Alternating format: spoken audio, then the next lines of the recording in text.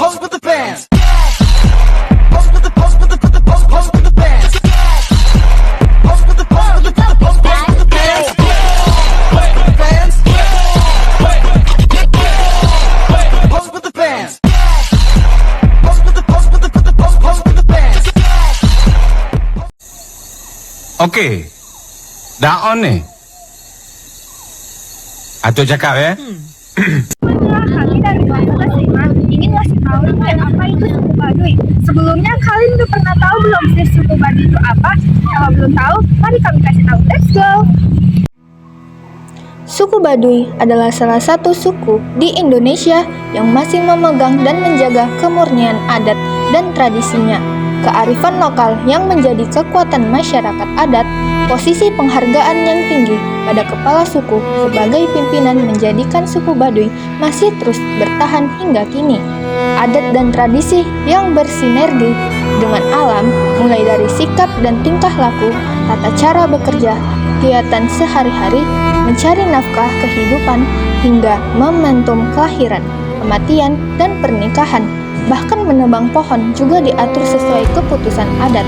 Begitu juga dengan pakaian yang melekat pada suku Baduy. Kearifan lokal dalam pengelolaan lingkungan, termasuk keragaman budaya suku Baduy. Suku Baduy dikenal dengan kearifan lokalnya dalam menjaga lingkungan. Masyarakat Baduy menerapkan larangan ketat terhadap penebangan pohon sembarangan, pembukaan lahan untuk pertanian yang berlebihan, dan penggunaan bahan kimia dalam bercocok tanam. Bahasa yang digunakan oleh suku Baduy adalah bahasa Sunda dengan dialog khas. Selain itu, seni budaya yang berkembang di komunitas ini seperti anyaman dan tenun menjadi bagian tak terpisahkan dari kehidupan masyarakat Baduy. Karya-karya seni tersebut tidak hanya berfungsi sebagai alat kehidupan sehari-hari, tetapi juga sebagai ekspresi identitas dan keberlanjutan budaya. Suku Baduy menganut agama Sunda Wiwitan, yaitu mempercayai Tuhan, malaikat, dan juga nabi. Semuanya, perkenalkan nama saya Cika Kelakoma, dan di sini saya akan menjelaskan adat pernikahan dari suku Baduy. Bagi suku Baduy yang ingin menikah harus ada kesepakatan kedua belah pihak untuk menikah. Biasanya, dalam acara ini ada lantunan alat musik kecapi yang dibawa pihak laki-laki. Jika dalam kesepakatan tersebut sudah sama-sama cocok, maka selanjutnya proses lamaran. Ada 3 tahapan lamaran yang harus dilakukan oleh calon mempelai laki-laki.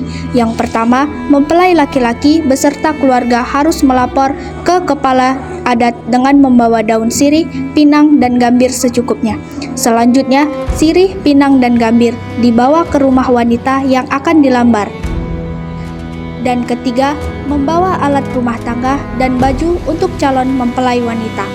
Setelah semua proses dilalui, maka diadakanlah upacara pernikahan yang hanya boleh diadakan pada bulan K5, K6, K7. Penanggalan ini berdasarkan pikukuh, aturan-aturan yang sudah digariskan oleh leluhur. Pada prosesi pernikahan, mempelai akan mengucapkan kalimat syahadat seperti ijab kabul. Setelah melakukan ijab kabul di KUA, suku Baduy luar akan melakukan ijab kabul lagi sesuai adat mereka. Hal ini tidak berlaku bagi suku Baduy dalam.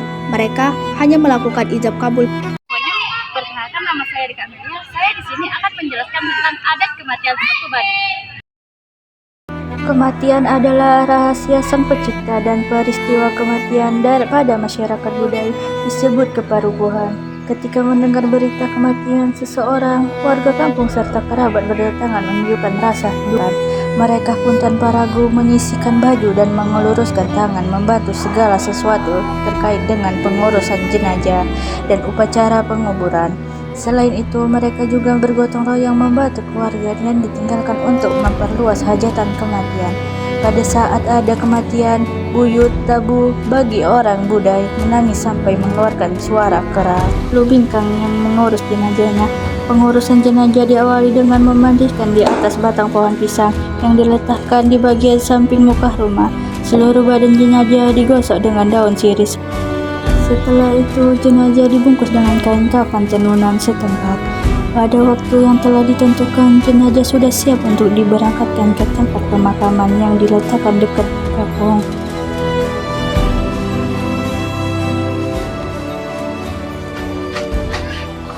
Perkenalkan, nama saya Natasha Alfahira. Saya akan menjelaskan adat kelahiran di suku Baduy. Adat kelahiran di suku Baduy disebut dengan merehan. Tradisi merehan di hari pertama yaitu bayi diberi setetes tuak pohon atau disebut dengan minuman fermentasi dari nira aren sebagai simbol berkah dan kesehatan. Hari ketiga dan ketujuh bayi kembali diberi tuak pohon. Sedangkan tiga hari pertama ayah tidak boleh memegang bayi. Bidan di sana disebut dengan sebutan Paraji. Suku Baduy percaya bahwa tradisi ini membantu memastikan kesejahteraan bayi dan menjaga hubungan mereka dengan tradisi leluhur. Halo semuanya, kembali lagi dengan saya Selana Diana. Ini saya akan menceritakan tentang adat kebudayaan Panen Raya suku Baduy. Panen Raya atau Sebah berasal dari kata Sunda yang berarti menghadap atau bertemu. Tradisi ini telah berlangsung turun-temurun sejak zaman Kesultanan Banten. Dalam tradisi ini, masyarakat Baduy berjalan kaki jauh untuk membawa hasil bumi sebagai persembahan kepada pemerintah yang mereka anggap sebagai Bapak Pangayom yang melindungi mereka dan tanah adat mereka. Namun, sebah bukan hanya soal persembahan. Lebih dari itu, sebah adalah cara masyarakat Baduy menyampaikan rasa syukur atas hasil panen sekaligus menyuarakan harapan agar mereka dan alam yang mereka jaga tetap dilindungi. Si Sebah adalah salah satu momen penting bagi masyarakat Baduy di Banten. Ritual tahunan ini bukan hanya sekadar kegiatan adat, tetapi juga ungkapan rasa syukur, penghormatan, dan pesan mendalam dari hati masyarakat Baduy kepada pemerintah dan dunia luar. Sebah menjadi salah satu cara masyarakat Baduy menjaga hubungan harmonis dengan lingkungan sekitar tanpa kehilangan jati diri mereka. Halo semuanya, perkenalkan nama saya Natasha Alfahira. Saya akan memperkenalkan rumah adat suku Baduy. Dikenal sebagai negara yang penuh keanekaragaman, Indonesia memiliki beragam ras, agama, dan suku. Salah satunya suku Baduy yang identik dengan rumah adat Sulahnyanda. Rumah adat Sulahnyanda merupakan rumah adat yang ditinggali oleh suku Baduy. Nama Sulahnyanda sendiri terinspirasi dari bentuk atap bangunan rumah adat tersebut. Nyanda seperti diartikan sebagai posisi perempuan yang baru saja melewati proses persalinan. Halo semuanya, saya Risa Amelia akan memperkenalkan pakaian adat dari suku Baduy. Masyarakat Baduy luar biasanya keluar ke kota untuk menawarkan hasil perkebunannya. Biasanya yang ditawarkan adalah madu.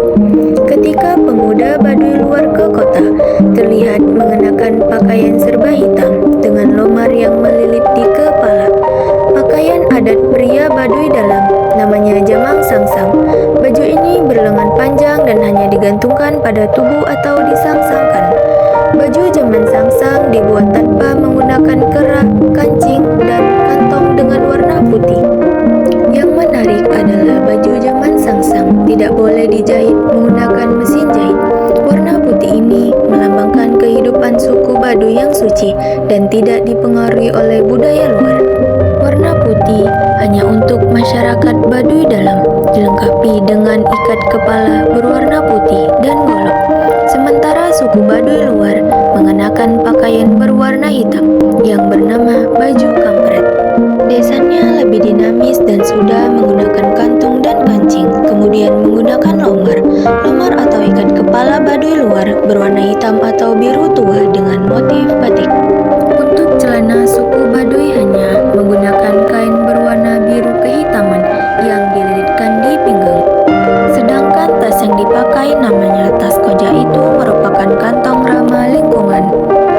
Bahannya terbuat dari kulit pohon terekap yang terdapat di kawasan hutan adat masyarakat Baduy. Halo semuanya, perkenalkan saya Radia Saputri. Saya ingin memperkenalkan apa itu tarian dari suku Baduy. Tari Baduy merupakan tarian rakyat klasik yang berasal dari Kabupaten Sleman, Yogyakarta. Tarian ini merupakan salah satu kesenian yang berkaitan dengan adat istiadat masyarakat Baduy. Beberapa adat istiadat yang berkaitan dengan tari Baduy adalah Tari Baduy awalnya merupakan bagian dari upacara peringatan Nabi Muhammad SAW. Tari Baduy berkembang menjadi tari selawat Baduy yang merupakan tarian religi. Tari selawat Baduy biasanya ditampilkan pada malam hari. Tari selawat Baduy dikemas untuk menyebarkan agama Islam. Semuanya, kembali lagi bersama saya Rika Amelia. Saya di sini akan menjelaskan tentang ciri makanan khas Baduy. Makanan khas suku Baduy yang memiliki ciri khas yang unik seperti menggunakan daun pisang sebagai pengukus. Kue jojorong yang terbuat dari tepung beras, tepung kanji, dan gula merah. Jojorong memiliki tekstur yang lembut seperti puding yang disajikan dengan daun pisang. Pasung merah, kue yang dibungkus dengan daun pisang atau daun nangka berbentuk kerucut. Bahan utama kue ini adalah santan, tepung beras, dan gula merah. Kembali lagi dengan saya Reza Amelia. Saya akan memperkenalkan lagi apa saja alat musik dari suku Baduy. Salah satu alat musik dari suku Baduy yaitu suling. Suling merupakan alat musik yang terbuat dari bambu. Suling masyarakat Baduy layaknya suling dari suku Sunda. Biasanya masyarakat Baduy memainkan suling dengan alat musik kecapi perahu. 2. Angklung buhun. Angklung buhun hanya dimainkan pada acara tertentu saja yang berkaitan dengan upacara ritual. Hal inilah yang membuat angklung buhun dikenal sebagai alat musik sakral dari suku Baduy. 3. Celempung. Celempung adalah salah satu alat musik tradisional masyarakat Baduy yang sering digunakan untuk mengiringi tarian. Celempung terbuat dari kulit bambu atau inis. Semuanya, kembali lagi dengan saya Cika Kelakamas. Nah, di sini saya akan menjelaskan senjata tradisional dari suku Baduy. Kehidupan mereka masih sangat tradisional, terutama mempertahankan senjata khasnya yaitu golok. Golok merupakan senjata tradisional khas suku Baduy, di mana mereka kerap membawanya kemanapun, terlebih ketika akan pergi ke kebun, sebagai alat untuk memotong atau memangkas sesuatu. Adanya golok ini menjadi salah satu bukti kesaktian dari suku Baduy.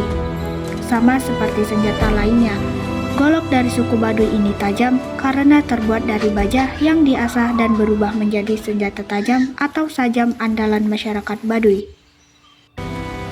Ada yang menarik dari pembuatan golok ini karena tidak boleh sembarangan. Ketika akan membuat golok, suku Baduy harus memperhatikan tanggalnya terlebih dahulu, yang mana disesuaikan dengan penanggalan Sunda.